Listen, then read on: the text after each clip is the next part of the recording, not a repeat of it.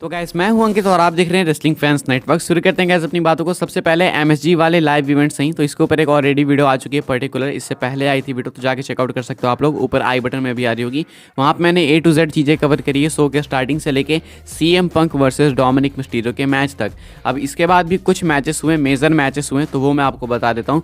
Cody Rhodes versus Shinsuke Nakamura का एक बहुत ही मेजर मैच हुआ एंड एक सिंपल मैच नहीं था, ये मैच था अपना बुल रोप मैच, जिसके लिए फैंस हाइप्ड थे। एंड मैं आपको फुटेज वगैरह दिखा देता हूँ जो मेरे पास है, यहाँ आप लोग देख सकते होगे। दोनों सुपरस्टार्स ने अच्छा डिलीवर करा अपनी अपनी साइड से, दोनों Cody Rhodes and Shinsuke Nakamura ने। कोडी रोड्स के ऊपर मिस्ट भी करते हैं नाकामुरा वापस से, वो रेड मिस्ट, जिस वजह से मैच के अंदर प्रॉब्लम होती है कोडी रोड्स को।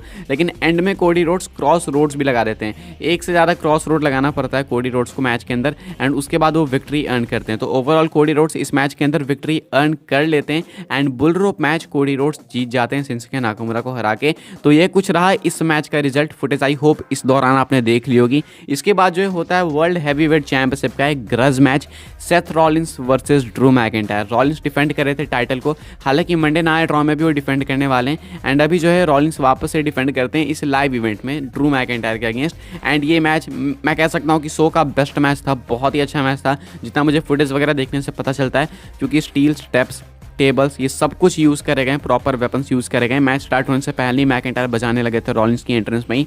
अब ऐसे में क्या क्या हुआ आप देख सकते हो कि फुटेज वगैरह में रिंग के बाहर भी काफ़ी रेसल करा दोनों सुपरस्टार्स ने, एक दूसरे को बिल्कुल तोड़ने की प्लानिंग थी इनकी। एंड में क्या होता है कि सेथ रॉलिंस जो है ना पावर बॉम्ब लगा देते हैं ड्रू मैकिंटायर को। जब ड्रू मैकिंटायर क्लेमोर किक मान जाते हैं तो मैकिंटायर के क्लेमोर किक को रिवर्स करते हैं एंड उसको पावर बॉम्ब में कन्वर्ट करते हैं। जब वो पावर बॉम्ब टेबल के ऊपर पड़ता है तो मैकिंटायर काफ़ी ज़्यादा अफेक्ट होते हैं उससे, एंड एंड में जाके सेथ रॉलिंस दे देते हैं उनको स्टॉम्प एंड कुछ इस तरीके से रिटेन करते हैं अपनी वर्ल्ड हैवीवेट चैंपियनशिप को। तो ये कुछ हुआ इन दोनों सुपरस्टार्स के मैच के दौरान। सेथ रॉलिंस ने अपनी टाइटल फाइनली एक बार फिर से कर ली है रिटेन। अब क्या ये डे 1 मंडे नाइट रॉ के एपिसोड में भी सेम चीज़ करेंगे? क्वेश्चन करेंटली ये है। अभी के हिसाब से लाइव इवेंट के अंदर सक्सेसफुली टाइटल रिटेन कर चुके हैं सेथ फ्रीकन रॉलिंस। मैच खत्म होने के बाद सेथ रॉलिंस जो है याद करते हैं Brody Lee and Bray Wyatt को। अब यहाँ पे जो है WWE ने इसके रिलेटेड एक प्रॉपर वीडियो भी अपलोड करी है ट्विटर के ऊपर, तो आपको अगर पूरी वीडियो देखनी है, पूरी ट्रिब्यूट वीडियो, तो आप लोग जाके देख सकते हो। WWE के ट्विटर पे आपको मिल जाएगी ये वीडियो। लेकिन मैं आपको फुटेज दिखा देता हूँ, फुटेज नहीं, सॉरी फोटो दिखा देता हूँ। फुटेज दिखाऊंगा तो कॉपीराइट पड़ जाएगी, ठीक है। WWE के ऑफिशियल है।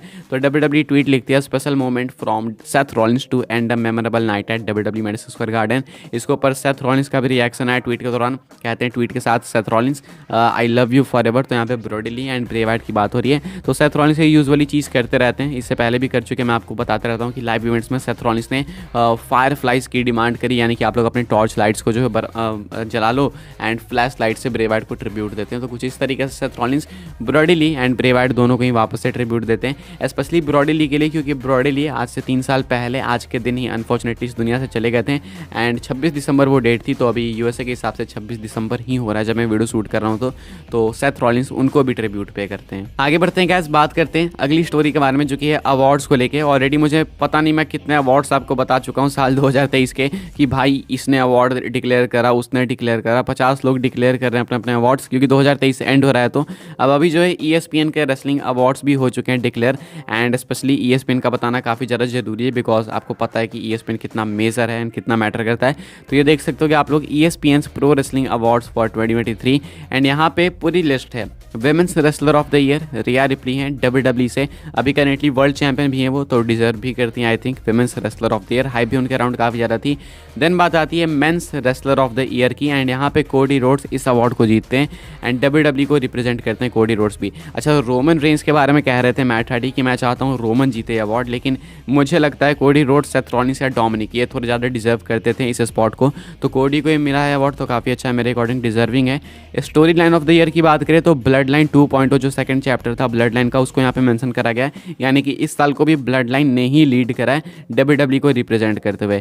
ब्रेकआउट रेसलर भी WWE की तरफ से ही है, breakout wrestler of the year हैं एले नाइट एंड WWE को यहाँ पे भी रिप्रेजेंट करे। तो शुरू के टॉप 4 में, टॉप 5 में सिर्फ WWE का ही नेम आपको मिलेगा। Pay per view of the year WrestleMania 39, ये भी WWE को रिप्रेजेंट करते हुए, एंड मुझे लगता है एक्चुअली में था भाई, अच्छा था। एंड अगर मैं याद करूँगा कि 2023 में मुझे मेजर क्या याद है, तो मुझे 2-3 चीज़ें याद रहेगी, एक रेसलमेनिया नाइट 1 नाइट 2, और दूसरा मुझे याद रहेगा CM पंक का सर्वाइवर सीरीज रिटर्न। तो ये 2 चीज़ें मुझे लगता है सबको ही याद रहेगी, तो उस अकॉर्डिंग मेरे हिसाब से pay per view of the year WrestleMania 39 बिल्कुल सही है। एंड अच्छा भी लगता है कि अगर रेसलमेनिया जो कि grandest stage of them all है वो अगर अवार्ड जीतता है तो। देन बात आती है promo artist of the year. Best promo किसका था? तो MJF का था। AEW को पहली बार किसी ने इस लिस्ट में अभी तक रिप्रेजेंट करा, MJF का नेम है यहाँ पे। मैच ऑफ द ईयर आता है भाई NJPW AEW की तरफ से Kenny Omega versus will osprey part 1 and part 2। पता नहीं, मैंने देखा नहीं तो मैं नहीं कह सकता कि डिजर्विंग था या फिर नहीं, लेकिन यहाँ पे इस मैच को ये वाला अवार्ड दिया गया। Tag team of the year जो है आता है यहाँ पे FTR की तरफ से। FTR जो है AEW की टैग टीम है एंड ये जीत जाती है अवार्ड। मुझे लगता है जजमेंट डे को मिलना चाहिए था, बाकी इनको मिल गया, ठीक है। डेब्यू ऑफ द ईयर मुझे समझ नहीं आ रहा है, CM पंक का नेम यहाँ पे लिया गया, ये कुछ मिस्टेक है जरूर यहाँ पे। ये रिटर्न ऑफ द ईयर होना चाहिए यहाँ पे, तो इसको हम लोग रिटर्न ऑफ द ईयर ही मान के चलेंगे, ठीक है। तो ये अवार्ड मिला है CM पंक को, ये भी WWE को रिप्रेजेंट करते हुए। तो यहाँ पे टोटल देख सकते हो आप लोग 1 2 3 4 5 6 7 8 9 टोटल 9 अवार्ड्स में से WWE को मिले हैं 1 2 3 4 5 6 अवार्ड्स। WWE यहाँ पे भी लीड करते हुए। NJPW का 1 में नेम है एंड AEW का 3 में है। तो ओवरऑल WWE ने इस वाली लिस्ट को भी डोमिनेट किया है। डिजर्विंग मुझे यहाँ पे कोडी रोड्स लग रहे हैं, रिया रिप्ली लग रही है। ब्लड लाइन वाली स्टोरी थोड़ा बीच बीच का है मेरा। LA नाइट आई थिंक ठीक है। उसके बाद return of the year CM punk obviously. तो मेरे हिसाब से एक परफेक्ट अवार्ड वाली लिस्ट है ये। बाकी आगे बढ़ते हैं गाइस, बात करते हैं अपनी आखिरी स्टोरी के बारे में। क्या the people's champ the great one the rock का रिटर्न हमें रॉयल रंबल में ही देखने को मिल जाएगा? देखो वैसे तो एलिमिनेशन चेंबर के लिए रूमर्ड हो चुके हैं रॉक, एंड बिलीव मी अब आपको आने वाले 1-2 महीने 3 महीने तक यही चीज़ सुनने को मिलेगी कि रॉक वापस आ सकते हैं। अभी 2-3 नेम से जो कि वापस आ सकते हैं, सासा बैंक्स, AJ ली, रॉक के भी चांसेस अब अच्छे बन चुके हैं जब से इसके ऊपर WWE ने बूजर ने बात करना स्टार्ट करा है। अब ऐसे में जो रॉक हैं भाई वापस तो आ सकते हैं, लेकिन क्या वो डायरेक्टली एलिमिनेशन चेंबर में आएंगे? बिकॉज ऑस्ट्रेलियन अथॉरिटीज़ डिमांड कर रही है वहाँ के लिए, तो वहाँ पे तो वो आ ही सकते हैं, लेकिन इससे पहले वो रॉयल रंबल के अंदर अपना रिटर्न कर सकते हैं।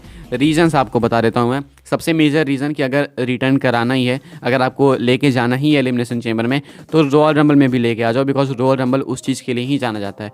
दूसरा सेकंड रीज़न कि जो रॉक है भाई वो नंबर 30 पे आगे सरप्राइज़ दे सकते हैं। पिछले काफ़ी टाइम से हमें नंबर 30 पे कोई सरप्राइज़ देखने को मिला नहीं है, अच्छा खासा टाइम हो गया, एंड वो मेजर सरप्राइज़ फैक्टर आता नहीं है। तो नंबर 30 पे वो एक सरप्राइज़ चाहिए, एंड ट्रिपल एच अगर साल 2024 की स्टार्ट ऐसे करेंगे तो बहुत ही अच्छी ये चीज़ होगी।